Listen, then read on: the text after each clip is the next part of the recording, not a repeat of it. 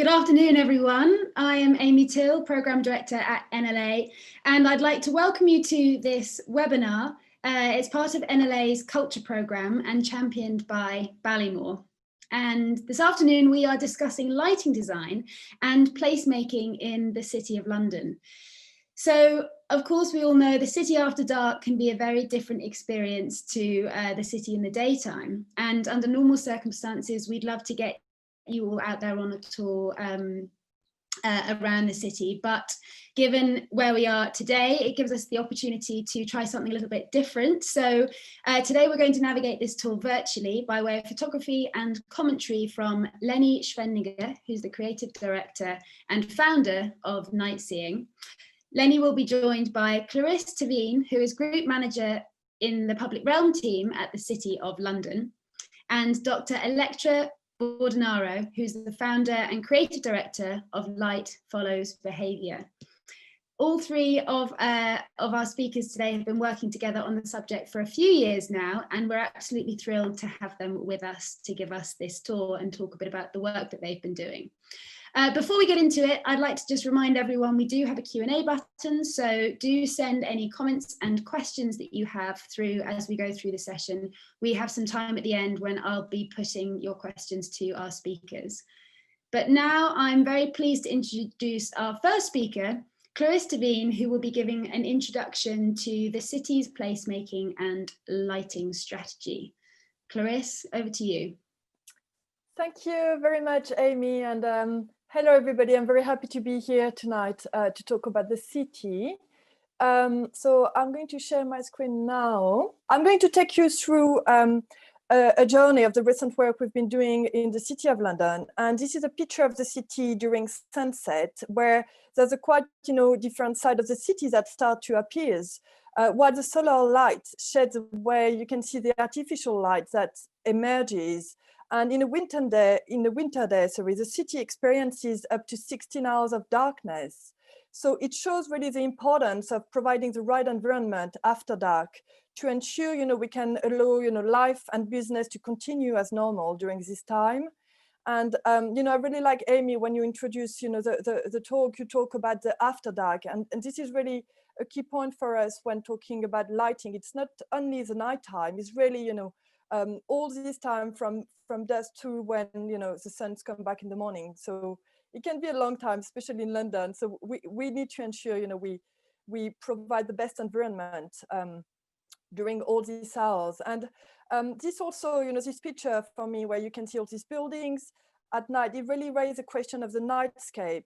And by nightscape, I mean the holistic picture of a city at night, which create this mental and real pictures of what you have of the city, and how important it is to create a safe, welcoming and inclusive street environment after dark.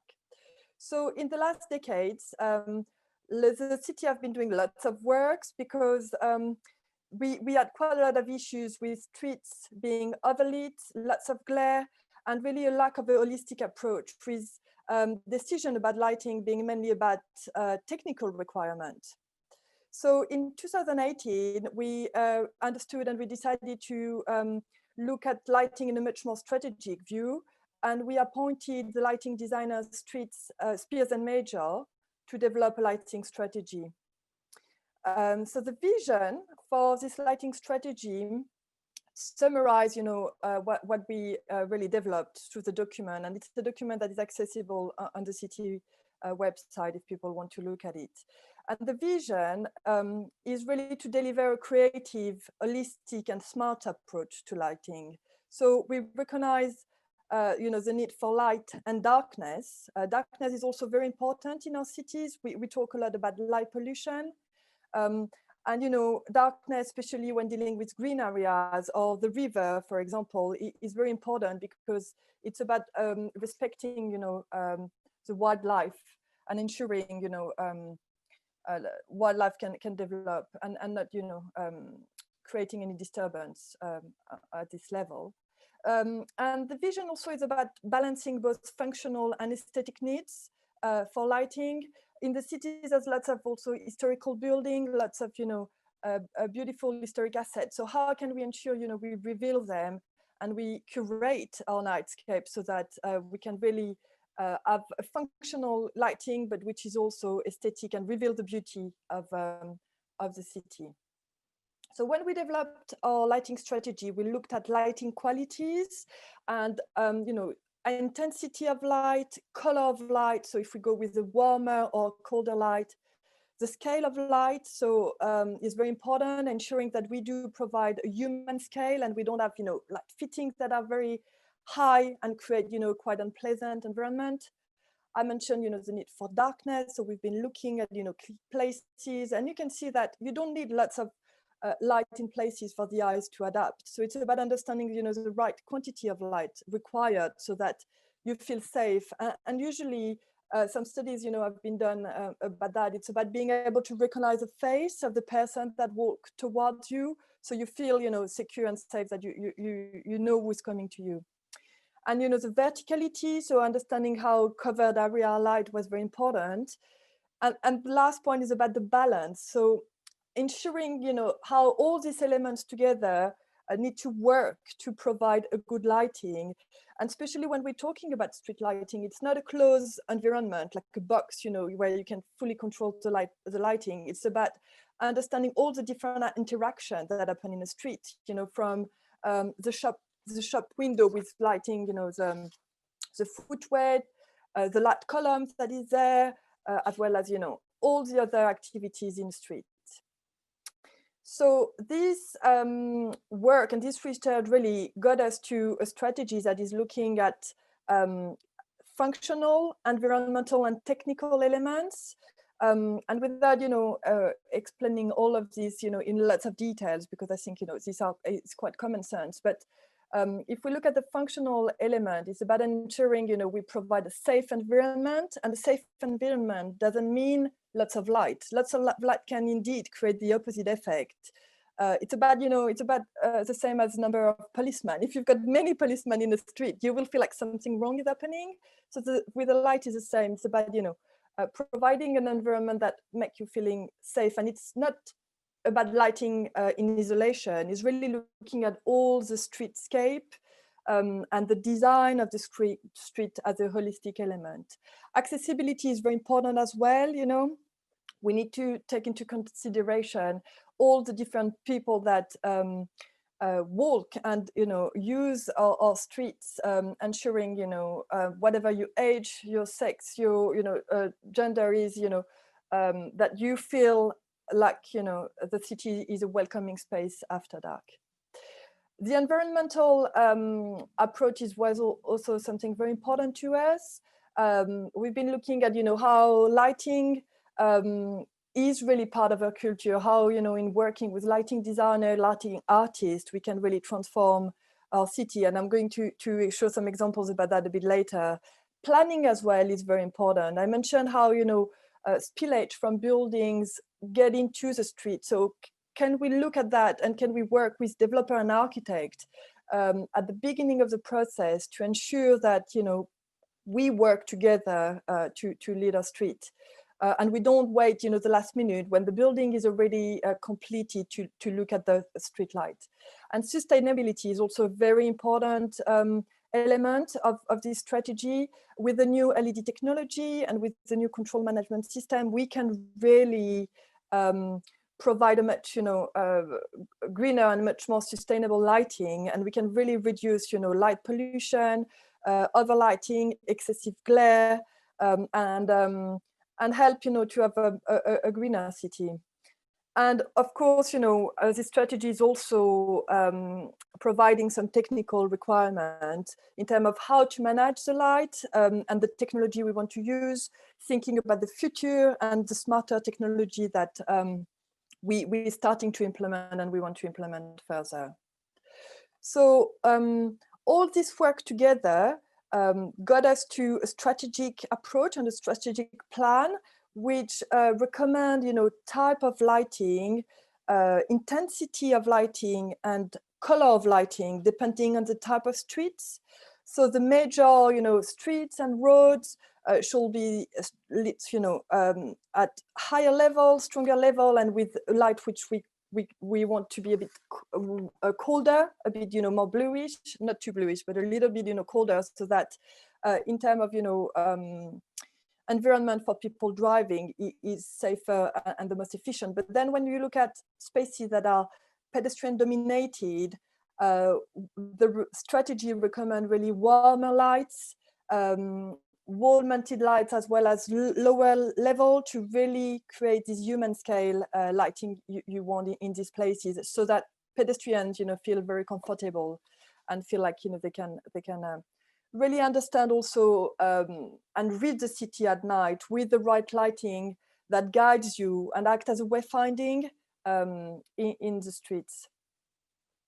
I mentioned smart technology. So we through the, following the approval of the strategy, we started to implement and upgrade our light fittings.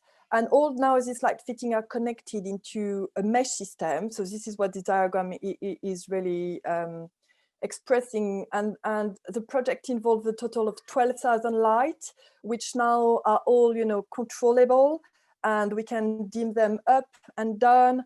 We can switch them off if needed. So this, give us a lot of flexibility to, respond to needs, like if there's, an event or an emergency and we need to rise level up, or the opposite, being able to look at lighting profile and having a good level of lighting at the beginning of the evening. But then when the streets, are a bit quieter, outside of peak hours, we don't need so much lighting, so we can dim them down and put them back up if needed. So this is really changing the way we approach lighting. And in developing a strategy, we've done lots of walks, and through this walk, we identified different character areas. So the city is quite small in terms of surface, but it's very rich in terms of its history. Back from the Roman time, you still have Roman walls in the city. From the Roman time to now, there's many and many layers of history. So each section, different part of the city have different characters, and the strategy really aims to accentuate and celebrate the unique qualities of each area, especially in maintaining the distinctions, after dark. And this is to help avoiding homogeneity and also enhancing people's experience of the public realm after dark. So we identified 12 different character areas, and I'm just going to talk a bit more about Culture Mile. So Culture Mile is a new cultural district which we recently launched in the city, and it aims to place culture at its heart, really empowering the city to reinvent itself for the next century. And Culture Mile covers the northwest corner of the city, so it's really from Farringdon. One minute call to wrap up, if that's all right. Okay, so I'm going to go faster then. So it's a partnership with Barbican and the Guildhall School, the London Symphony Orchestra, as well as the Museum of London. And together it's about, creating a place for new creativity and working with artists and transforming this perception of the city into something different. And in working, with partners, we already started to transform the street, because Culture Mile is a quite challenging environment. And I believe, Electra can talk about that a bit later after that. So this is the example of Beach Street, which is a very polluted and really traffic dominated streets. So we've done an experiment during a weekend working with the Barbican, and we delivered a 2 days festival and lighting and some projections that we developed with 59 production to really transform, Beach Street in a place where events can happen. And it's really interesting to see how light can really change the perception of areas. So we thought it was important to continue the research, and this is where we worked with configuring lighting to do a more specific piece of work to understand the sociological impact of lighting. And as I mentioned, Electra is the best place to really talk about this work in more detail, but it's to show that, many more research and many more, work are happening. And I would like to give the example of Smithfield. Smithfield is going through major transformation with the Museum of London moving into the area, as well as Smithfield Market being, potentially relocated outside of the city. So this is an area where it's very important to work together in looking at the transformation of the public realm, as well as, the future building. So this will be the future Museum of London, and this is a market. So it's very important to look at that strategically, and in working together with all the design teams, we manage, to develop a very interesting plans and strategic approach. I'd like to mention illuminated Clarisse, river. I'll have to ask you to just wrap up there because we're running a little over. I mean, this is another example on how light, can really transform a city. And the first phase of Illuminated River, which is looking at transforming all the bridges in London, have now been delivered. And you can see 4 bridges in the city with Illuminated River, and there's more to come. So I just would like to wrap up to mention additional work we're doing with the Centre for London, which is looking at lighting London. So how can we take all the learning we got, from the development of this strategy, and develop and work with other London boroughs together.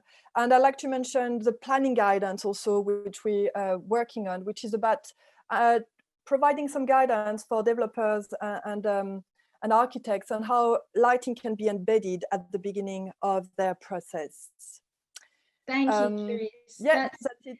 That's brilliant. It's really interesting to hear the strategy that you're applying in the city, and look forward to coming back to some of that in the Q&A at the end. But straight over to Lenny to introduce us to her nighttime design principles, and then we will head out on our virtual night tour with Clarisse and Elettra giving some commentary as well. Lenny, over to you. Hello, everyone. I think it's super interesting. Clarisse, as an architect and planner, has now gone deeply into some of the technology and the aspects of lighting. And I, the urban lighting designer, about to not give you a lighting lesson. What I'm here to do today is to take you on a virtual walk and to replace the word placemaking with nighttime. Nighttime design is our subject, and we use it as a corollary to placemaking, night as place. I'm going to take you on a journey of pictures and words rather than physically being there together. And just to remind you that night walking has long been regarded as a cure for problem solving. Dickens has his night essay. Virginia Woolf takes a walk to find a pencil late at night. Night walking is a beautiful activity that many of us love. Then we sallied forth into the streets arm in arm, roaming far and wide until a late hour, seeking amid the wild lights and shadows of the populous city the infinity of mental excitement that quiet observation can afford. Now that is a special effects master, Edgar Allan Poe, telling us about murders on the Rue Morgue, believe it or not. And if you've been looking on the left side, Hogarth's 4 times of the day has been exposed. And Amy, I don't see myself to see that I'm in the camera. Can we switch that? I just want to make sure that I'm actually framed out, but I'm going to keep going. Hogarth's 4 times of the day really shows us the changing hours of the day and the changing activities. Today, however, we're going to talk about the range of experience at night. In other words, throughout the flow of night, there are different occupants, different lighting situations. We can feel the poetry, or we can feel the fear. We can feel expectation, or as Clarisse mentioned, our perceptions of night might lead to discoveries. We might be exasperated, getting somewhere, arrival. Basically, the people who occupy public space throughout the night are our subjects that we do lighting for and that we treat night as place. So along with a bunch of international, interdisciplinary academics and professionals, we have invented nighttime design. Now, I am a nighttime designer, and the purpose of nighttime design is, one, to increase safety and welcome with illuminated legibility. We want to increase space users' confidence. We also want to address public health by extending the hours of walkability and social encounters. Although at this time of COVID, we have to limit our social encounters, I still think that there are ways of meeting up, whether you're socially distanced or on the telephone, and after COVID, meeting up together and walking in the wild lights. We want to augment economic vitality through our commerce of the streets. And as we thought about it more deeply, what is night? Night is a place of cultural offerings. The cultural mile of the city, which is up and coming. The idea of movies at night, theater at night, nightclubs at night. Night is a place for cultural offerings. For those of us professionals in the audience, I think most of us are architects and lighting designers, urban designers.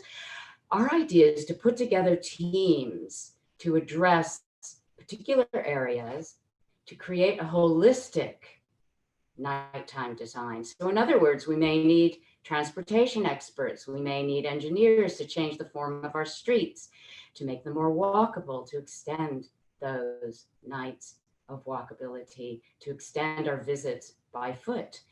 Lighting will lead the way. Legibility will lead the way. We need to have the lights on. If in your mind you think of your favorite city at night and turn off all the lights and then turn off the moon, you might feel a little discomfited. Let's turn them back on. Turn on the facade lights, turn on the street lights, turn on St. Paul's in the distance or a monument. This is illuminated legibility, which we need, but we also want to work with the social researchers like Electra, who will join me in a moment, landscape architects, play consultants. Let's address the night as a place. Here is a form of study of existing conditions. Let's look with our notepads and our cameras and our various virtualized ways of counting and studying people after dark. What happens right after work in a particular neighborhood? People go to the shops, maybe they go to dinner. What happens later after that? Do we go play baseball? Do we go to the basketball court rather? Do we go to a movie? And then do we go to the clubs? The night shift may occur at 11 o'clock. And I think that we have quite a bit to talk about for the City of London in terms of night shift. We will do that in a minute. Then there's after hours recreation. That's really code for clubbers coming back home at 3 in the morning after a long night.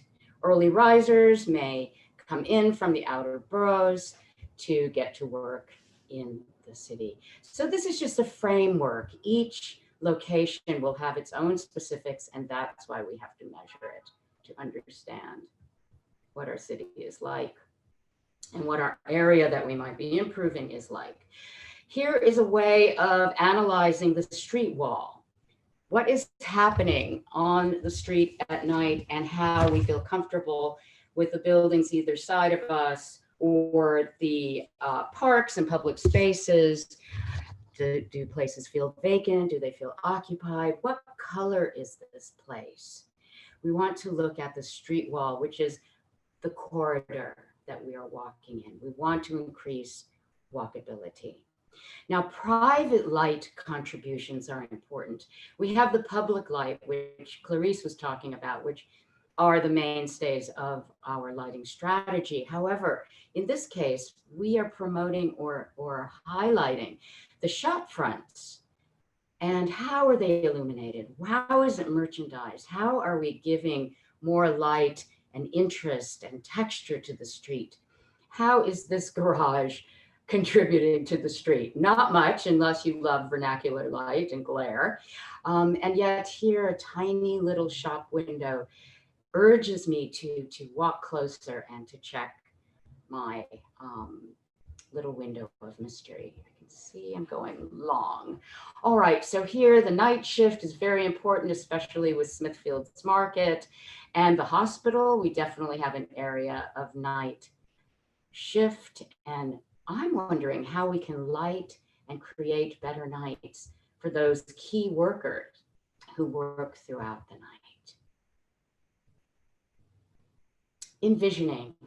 So envisioning is a very important stage, pre-design, that we need to think about, I think, as lighting designers and urban designers and planners. We really want to emphasize the envisioning process with community, with locals, whether those are stakeholders and decision makers, children on the street who stay out late at night. This is Cartagena and Laura Mendoza, who's on our team for a pilot there once upon a time. We also take walks. Our walks activate prior knowledge. One of my night seeing tours, which we're about to address particularly, an educator came up to me and said, "Oh, you're activating prior knowledge." And I said, "Gee, what's that? That sounds likely." And she says, "Well, if you indicate a phenomenon that people don't see and yet it's in their field of view, that activates their knowledge of that phenomenon." And we'll talk about vernacular lighting in a minute and how that works. So it's active learning. We also like to do a workshop that helps build consensus for a lighting strategy that is very local. And in fact, for smart lighting, we are working with local stakeholders and community to develop the scenarios of light that Clarice was talking about, the dimmed light, the colored light, the area, the atmosphere surrounding that part of our city and town, so that the community has the place to be active in. So the process is, one, to envision, then to move into a lighting strategy or light plan, then pilots. We really believe in trying stuff out so that the designers are happy, the owners are happy, whoever that might be. Is it the city? Is it a business improvement district? Is it a local merchants association, and the community that lives and works there? Let's test out our novel and exciting and imaginative ideas. And then the thing we all love to do, architects, lighting designers, implementation. Stand by, put on your imaginary walking shoes. Let's do some night seeing. My challenge today is to infuse your imagination through words and pictures. Because of COVID, rather than walking, we're in an experiment together. I would like to open your eyes and minds remotely. NightSeeing, the program, was invented to enhance participants' vocabulary of light, to advocate for better night times. In other words, light is so difficult to photograph. Light is even more difficult to draw. So let us develop an articulation, a vocabulary of light. Let us decide, is it sparkle or twinkle? Is it glary or glistening?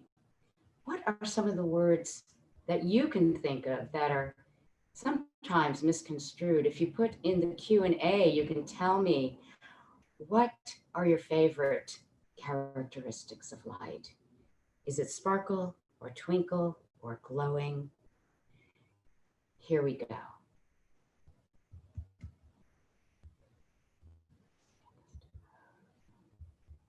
No, it doesn't want to move when the Q&A is open. Okay. All right. So originally, when I was speaking to NLA, we thought, yes, Lenny, come to the City of London. Let's do one of your typical light walks with groups. And by the way, I hope you can see me on the screen, this megaphone. I usually walk with people speaking over a megaphone and handing it off to get people's opinions of the light and the life that they live in these local places. Now we can't do that. So I thought, what is the opportunity of COVID? Might it be the solitary walk? And that led me back to Edgar Allan Poe, walking arm in arm in the wild lights of the city, but also the quiet observation of night. So this is a range of participation in the city night. Is it bright with your friends? Is the neon and the color in the shop fronts and the big spectacular billboards? Or is it a quiet spot on a bench, on a corner by a park? And then I thought also, what about the transcendentalists, the Thoreaus, and their thought about solitary and introspection, that walking would bring about a kind of reflection that was so important. Or Guy Debord's Situationist International that talked about experimental walking. And let us put this in the night to create. Just to let you know, 10 minutes till the Q&A. Okay. To envision a psychogeographical nighttime urbanism. I'm probably going to go a little bit longer than that, but let us hasten. And we are thinking of doing that with technology and using a phone as a window onto the world of discovery to create geospatial synchronized audio, projections onto spaces that can transform them, depicting different references and new designs, and weighing in by an interactive question answer and uploads by the participants. So this will be hopefully in the future. For now, let us take our virtual walk. We're going to visit from Barbican to Leadenhall Place, and here we go. Let's start with the day at the Barbican tube stop here, the area of the tunnel that Clarice was talking about on the left, and the bank tube stop. Now, let me just say, disclaimer, I wanted to compare night and day and similar areas to really open up our thinking about similar types of areas that are illuminated differently. Well, they don't coincide on the map in some places, but the magic of remote, I'm adding Bank Station next to Barbican Station. So let us just stay with me. Do we know where we are here? What are the landmarks? How do we understand where we're going? Would you say that the night here is actually more legible? That night here actually is more identifiable? I want to introduce Elettra Bodinardo now and have her talk a little bit about the configuring light research in the Barbican area and tell us a little bit about being on the ground with people and the kind of research that you do. Hello, everyone. Thanks, Leni, for the introduction. I'm wearing my second hat here. So Emmy introduced me as a Light Follows Behavior, but actually I'm here as Configuring Light Research Project.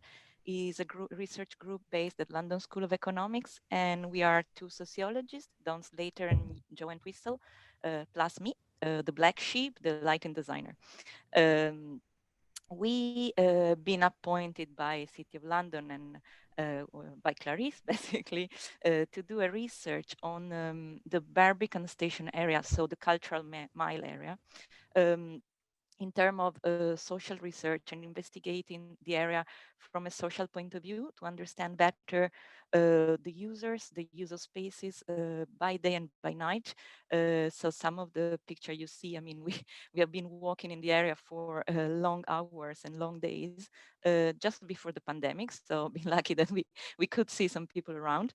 And actually it's been really interesting because I think City of London and in particular Barbican station area are very complex in terms of urban fabric, because of course it's a mix of heritage and new So it's a really complex fabric, urban fabric. Plus, it's very complex in terms of users and space users, because actually there's all this mix, these layers of different users. There are residents that are sometimes are very visible, like Barbican Estates. Sometimes are hidden in a little alley and a new hidden luxury development.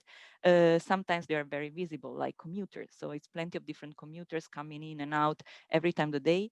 And of course, as Lenny said, it's a very complex area, particularly around Smithfield Market, because of the night shifters, so an early riser as well. So that's what we investigated during our research project, doing mainly observation, interview, photo elicitation. And so I will add in here and there on different pictures from Lenny. Great. Okay, here we go. Thanks, Elettra. What I wanted to point out here is the sort of openness of the Barbican area and the complication. It's hard to focus except for onto the tunnel and those downlights. On the right, we have a beautiful composition of the neoclassical buildings that have been illuminated by designers. Clearly, the columns are illuminated from the rear. The inside of the entry area is bright and welcoming. And then here, the fantastic opening to the subway. We know where we're going. It's bright, it's clear, it's creating direction.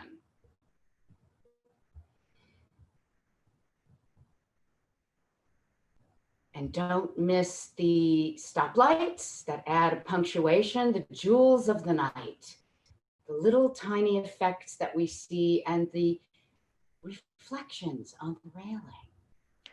Yeah, actually, Lenny, if you come back a second to the beach street, to the tunnel picture, I just want to add a few points. Actually, this is a very important point for the future of City of London, because this area and this tunnel will be the link between Smithfield Museum, Market Museum, to Barbican Cultural Center. So in the new, as Clarice said, there have been already like experiment in terms of how to reactivate the tunnel. The tunnel will be pedestrianized. 99% pedestrianized. And actually, the funny thing is that the atmosphere at the moment inside is it's really weird, because you feel you are under a tunnel. It's very high traffic, very polluted. So it will be a very massive change for City of London to address this and tackle this, particularly being in reality the backyard of Barbican Estates, because when you walk through the tunnel, and I'm sure a lot of you experience that, when you walk through the tunnel, actually what you see are just the refuse stores and the bins from Barbican Estates and the car park. So it's basically the underground but ground services of the Barbican Estate. So we will be very happy when the pandemic is over to start again with some. We wanted to do some tests on lighting and atmosphere there. So okay, if I can just jump in here, yeah. just to be a bit more specific. We're not looking at pedestrianizing Beach Street at the moment. However, what has happened since the 18th of March, Beach Street now is the first zero emission street in the city, which means you can only have low emission vehicles driving through. Of course, access to the Barbican residents have been kept, but the number of vehicles and the traffic has reduced a lot. So we don't want to make it pedestrianized, but we want really to improve it and to also improve air quality, which is quite of an issue at the moment.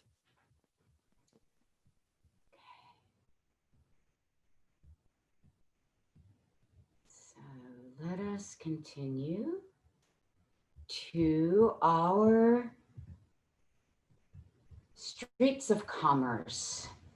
What do we see on the left? Smithfield Cafe and Evans and Witt. What are these little places? These little sort of down at the heel, sort of original, unimproved shops and cafe. And on the right, we have a highly improved street where we see these beautiful shop fronts, and let us see what they look like by night. Ever more improved. On the left, we have the working class cafe. On the right, we have the beautifully improved jewel tones of our storefronts. Just to take a look again, to me, the nighttime is more distinct and more identifiable than the day. I'm going to ask Electra just really quickly to give us a quick sense of what she sees here. Electra? This is I think this is the best piece we have in the City of London so far. It's been really interesting for us. Actually, the Smithfield Cafe is open 24/7 and it's just in front of Smithfield Market, and is actually the cafe for taxi driver during the day and during the night, and for the early users of the market, retailers of the market, so the butchers coming in. Is also the place for, as Lenny said, the after night, so the people coming out from clubs, because on the other side of Smithfield Market we have Fabric and Oriole Club, so it's a very place where all the users are mixed in one cafe, and it's really interesting in social term, because it will be affected hugely from the new plans. Great, and I'm going to just quickly, as if we were walking together, take a look at this beautiful set of retail offerings. And I'm just remembering Bow Lane. So on the right, if we were walking together, we would take a look at all the color, the jewel tones, and wonder, where does that color come from? Is it the surface painting of the storefronts? Or is it colored light? We would look here on the ground, a great signal of stepping stones of light, an illuminated opening, an illuminated entrance feels like those glowing breadcrumbs of light. All right, now let's move to Bartholomew Close and Mansion House Place during the day. Not super interesting, right? Yes, we've got a bit of sun. It's a nice day in both places, but I find the night more interesting. On the left, we have Bartholomew Close, which is a new development. And what I want to talk about really are these, again, stepping stones of light. I really believe that some shadow and brightness is important to help us find our way when we are especially unfamiliar with our surroundings. So although the big rule for public lighting is to have an even spread of light, I'm an advocate for texture and brightness that we can follow. On the right, we have Mansion House Place, a darkened alley. Sometimes these dark places, as someone said in the chat, in the Q&A, can be cozy.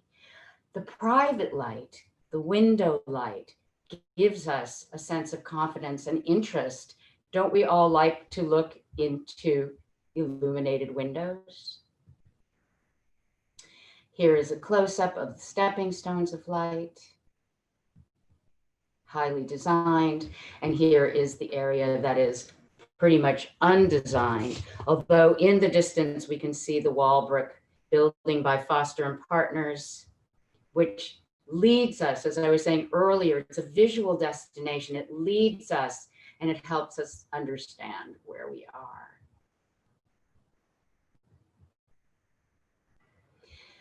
So now it's daytime in St. Bart's Square and Watling Street on the right. Now on the left, we have a little doorway that I want you to pay attention to. And on the right, we have a very clean, brightly lit street. Stand by for a surprise. Boom. The transparency in the window creates a magical swath of iridescent light. Imagine if you're walking with me and our megaphone, walking through the light, immersed in the light, which is cast from the private light from the interior. And we know that it's really filling the space because it's so high on the wall here. It's immersing the space, and it's beautifully, perhaps unintentionally designed that way. Now, the serendipitous light, the private light that is unintentional, that is really giving every bit of character to Watling Street. St. Paul's is behind us. Vignoli's walkie-talkie is in the distance, but right coming up to it is a red street. Rather than the yellow brick road, we have the red brick road. From what? Construction lights, wall packs in the US and bulkheads in UK. The incidental, unintentional, beautiful effect of the red light.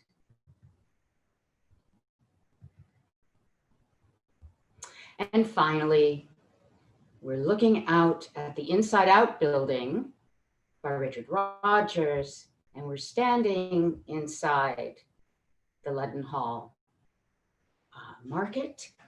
Now, one of the things that I found so interesting working on this walk is how ancient many of the buildings and sites really are. The Leadenhall Market is 14th century, and in fact, it is a remnant of the Roman London. So way back when, we had the Green Yard, the Herb Market, and it was uncovered. And then finally, in the 1800s, the covering was built. Now here's the daytime, and you're probably thinking, what could be better than that? Can the night possibly be more exciting? Yes, the answer is yes. This is a beautiful moment, and I'm going to let Elettra come in now to talk about, wow, what is this jewel tone of amber gold set against the blues of the light on the right, mixing to create an even sort of white tone of light. You would think this is a service entrance, but it must be the nicest service entrance. Elettra, what do you think about these potentially sodium lights here and the colored light here? What do you make of it? You made me talk of the one I didn't want to talk about, but okay. Yep. Talk about here you go. Thank you. Yeah, I think this is showing what we were saying about the complexity of City of London. It's actually the mix of heritage and is Deloitte's building by Richard Rogers with his approach of outside, inside out and outside in. And I think as well, the lighting here is really enhancing this contrast. So while Leadenhall Market is obviously laid to heritage, let's say, standard, or to create that atmosphere of an historical building, the other one, I mean, the cooler white light and the blue light that applies to the underground, to the basement, are actually showing the kind of cyberpunk feeling of this architecture. And I think this picture is really showing what the City of London is really a mix of those. That's beautiful. Okay, good. So we have the contrasts, not only of day and night, but also the uses and the people and the places of London, and quite a range. And light and night as place can help us understand that. So in closing, I just want to say that we hope to do this virtual night walk and experience someday. I'm working with the Endless Collective to create the layer of technology, and we are seeking partners. If anyone feels like pitching in and helping out, just let me know. I want to thank New London Architecture. Thank you so much. I believe in your motto of bringing people together to shape a better city, even at night. And I will leave you with this.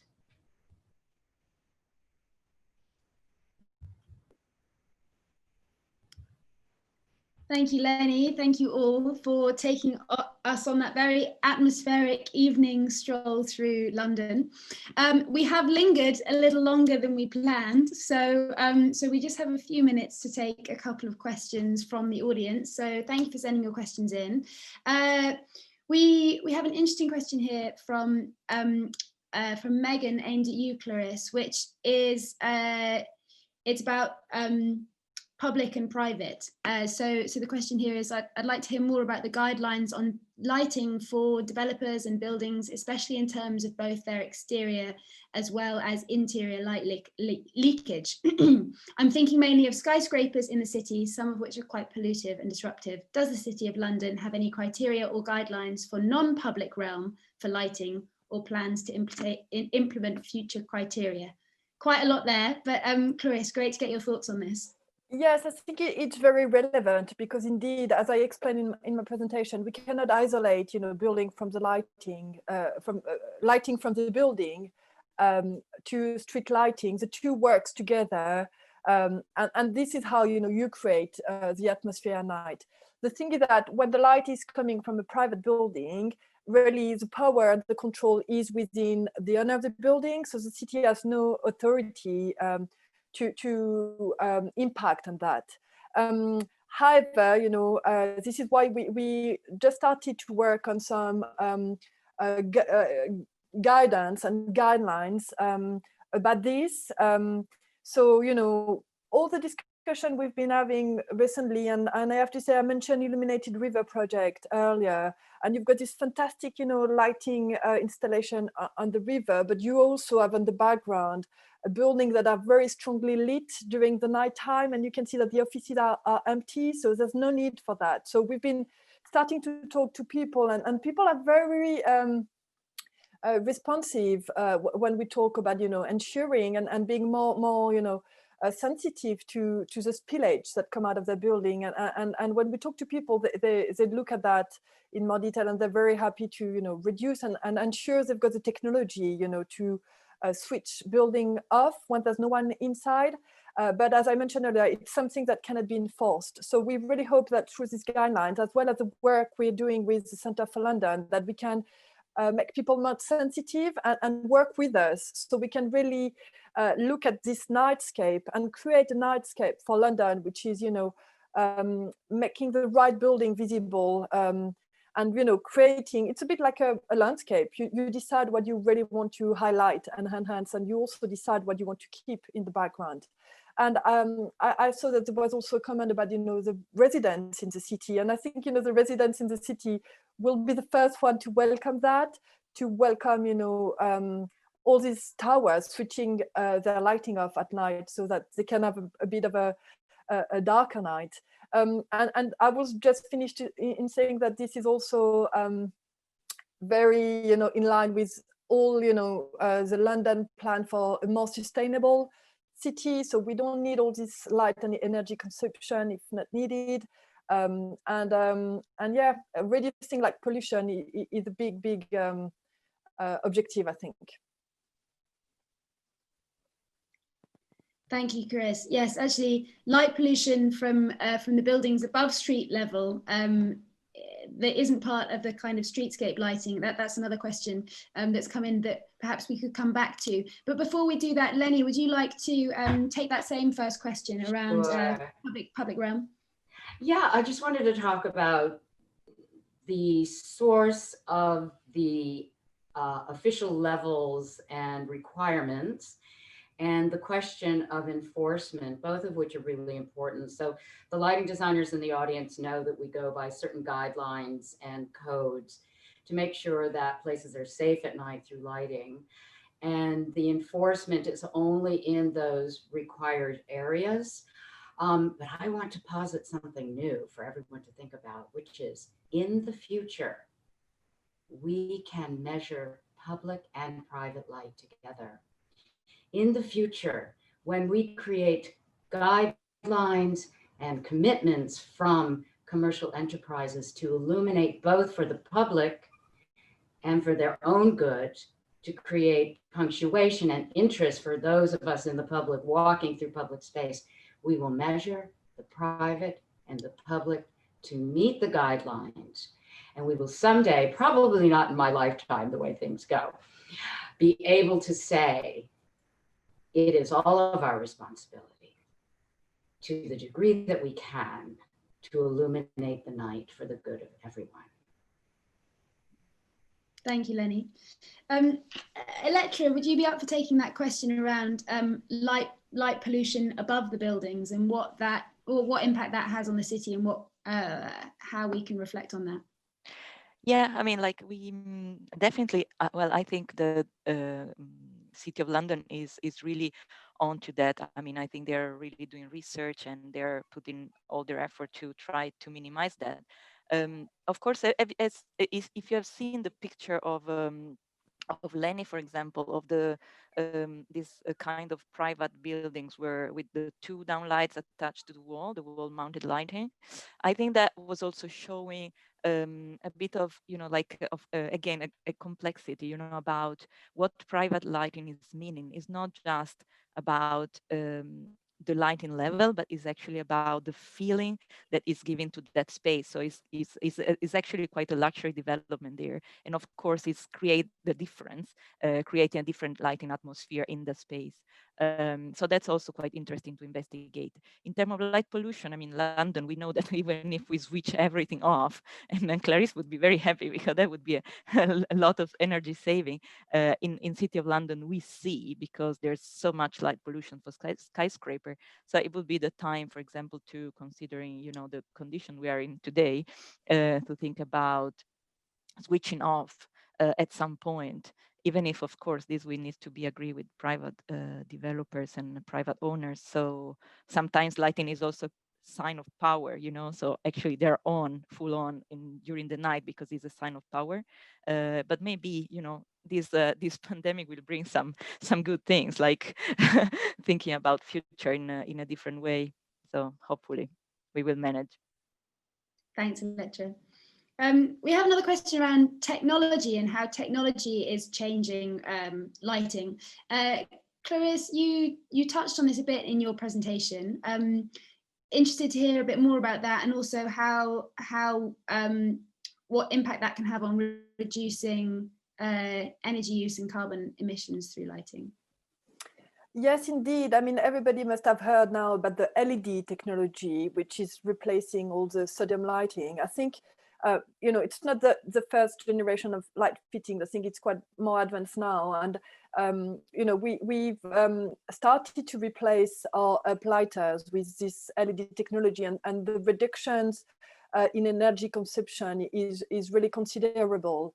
But I would like to add that having all our light fittings connected to a mesh system and being able to control them, as well as create this profile, which means you can dim down levels of lighting when it's not needed. So outside peak hours, you don't need, you know, very strong level of lighting. So this also allows for additional, you know, saving. And it's about, you know, responding to the needs and to the location and adapting the lighting levels to that.